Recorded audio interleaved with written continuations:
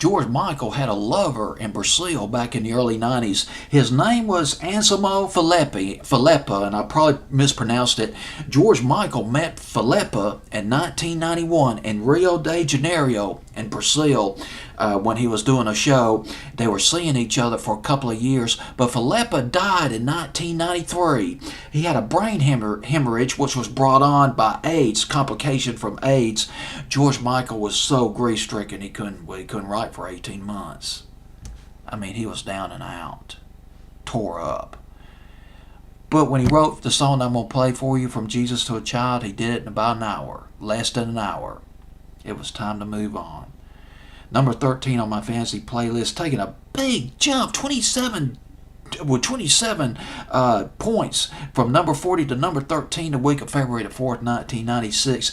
George Michael, From Jesus to a Child, debuted at number 1 in England.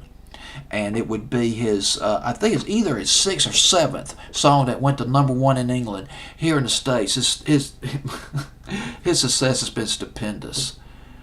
I mean, George Michael can't really put a hit on the charts here in America now, but boy, I tell you what, 20, 25, 30 years ago, he could do no wrong.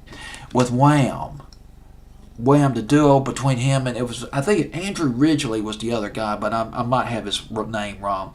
Those guys together had 8 top 10 hits in America.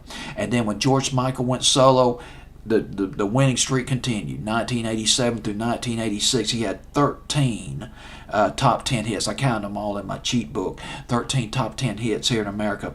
But From Jesus to a Child, this will be his next to last top 10 hit here in America. Number 13 on my fantasy playlist is George Michael.